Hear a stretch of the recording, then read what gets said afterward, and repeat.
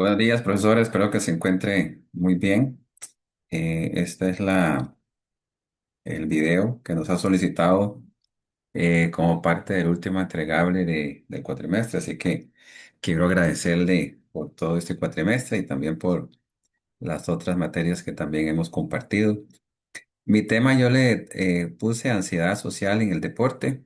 Me encanta toda la parte deportiva, entonces quiero, cuando termine la licenciatura, ya dedicarme a esto. Entonces escogí un tema que me gusta, que es el deporte, donde estoy también inmerso, y escogí este tema, el cual pues voy a desarrollar con algunas cuantas filminas que vamos a presentar a continuación.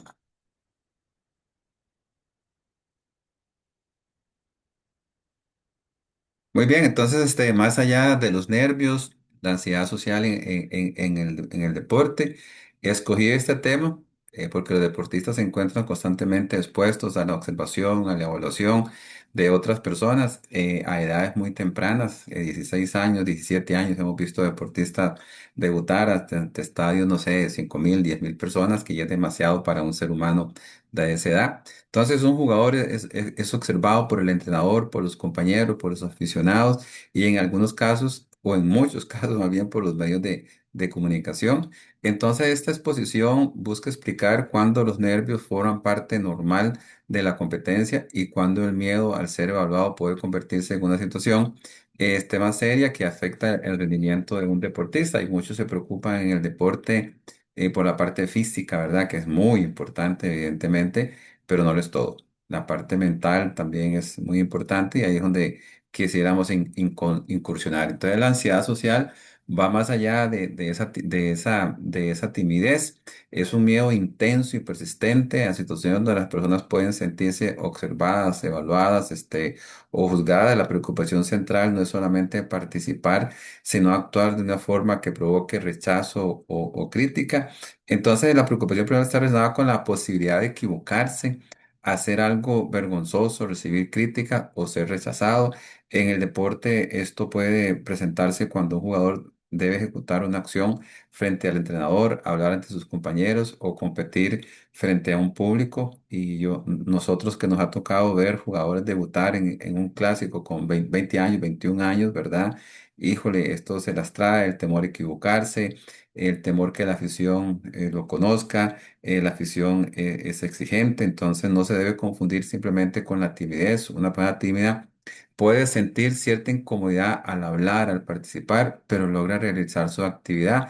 En la ansiedad social, el temor puede ser mucho más intenso y llevar a la persona a evitar determinadas situaciones. Entonces, a los jugadores a veces los puede paralizar.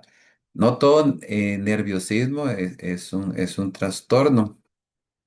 Entonces, nervios normales aparecen antes de competir, disminuyen al inicio de la acción, no impiden participar y pueden mejorar su activación. Y yo creo que aquí los que estamos estudiando esta parte de comportamiento humano, de personalidad y todos esos temas tan interesantes, pues podemos ir a ayudar verdaderamente a los deportistas y posibles ansiedades sociales, miedo intenso y persistente, evitación de situaciones, malestar desproporcionado, interferencia en la vida diaria. Entonces, la diferencia principal está en la ansiedad, en la duración y también el impacto que este suele darse y posiblemente siempre va a ir en detrimento de su desempeño. Por eso la diferencia principal se encuentra en tres aspectos: la intensidad del miedo, su duración y el impacto que produce en la vida de las personas.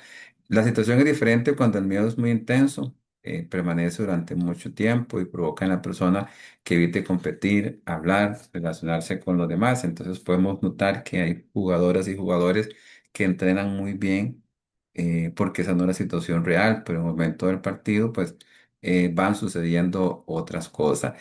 El trastorno se manifiesta en tres niveles, de acuerdo a lo que estuvimos estudiando: en pensamientos, reacción física y conductas. En el pensamiento, me voy a equivocar, se van a reír de mí, anticipación negativa. Y ya recordemos que nuestros neurotransmisores, pues como el cortisol, hacen que digamos las cosas, inclusive cuando no están pasando. Reacciones físicas, tensión muscular, sudoración, temblor, palpitaciones o rubor. Imagínense lo importante que es esto en esas competencias para clasificación a un mundial, ¿verdad? Donde todo un país lo está observando y nos tocó vivir esto con una selección o tirar un penal, ¿verdad? Y ese temor a fallarlo. Conductas, evitar participar, hablar poco con el grupo, jugar con excesiva cautela, porque hay gente que tiene mucho temor a equivocarse.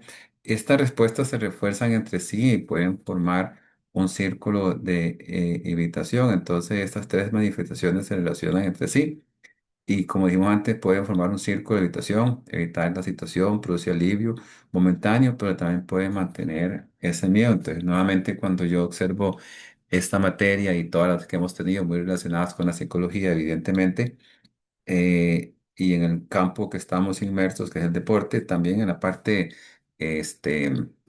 organizacional, pero hoy es más aceptada la psicología, pero en el deporte a veces es todo un mito, ¿verdad? Y todo lo que uno podría contribuir o lo que esta ciencia podría contribuir. Criterios de diagnósticos principales, entonces, miedo ante uno o más situaciones. Temor a actuar de forma que genere rechazo. La situación casi siempre provoca ansiedad.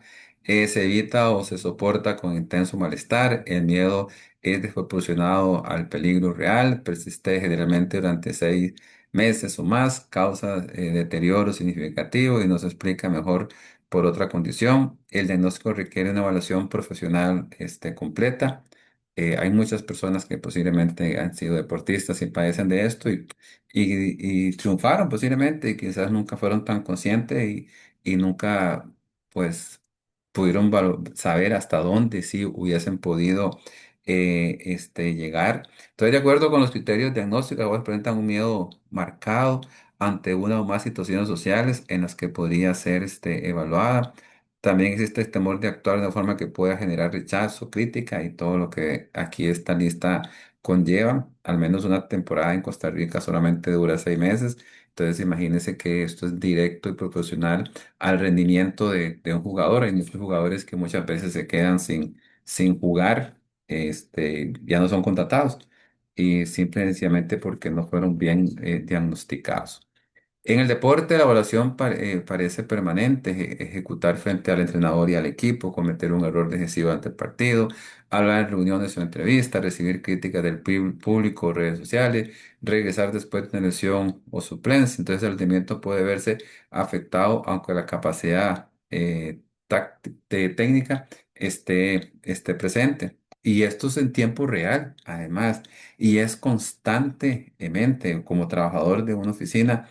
Puede ser que yo pues un día no tenga ningún contacto con ninguna persona, ¿verdad? Esté ahí inmerso, me quede trabajando desde la casa, etcétera. Pero en el deporte es constante, además se revisan videos, además existen pruebas físicas que se les hacen.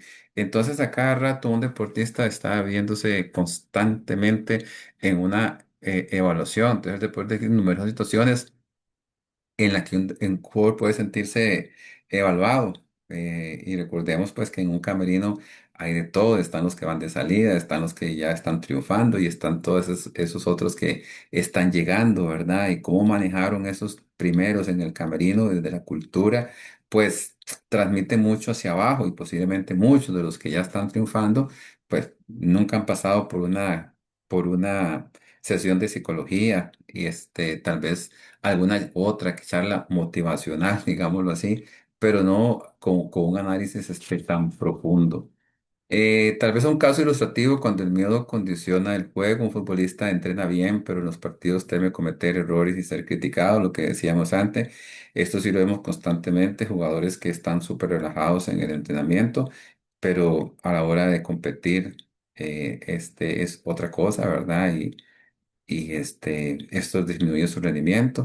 Antes de competir, entonces anticipa resultados negativos durante el juego, evita pedir el balón, elige acciones demasiado seguras y después revisa cada error y confirma la idea de que no puede fallar.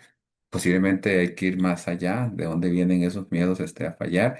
Así como hay jugadores que piden la bola y que les gusta estar con la bola, hay otros que apenas la bola le llegue, pues quieren soltarla demasiado rápido, ya no hacen lo que se entrenó, ¿verdad? Posiblemente empiezan a ir no solamente a las graderías, ¿verdad? Ya después ni siquiera lo llevan al banco, ya ni siquiera después lo convocan entre los que son posibles convocados en la semana.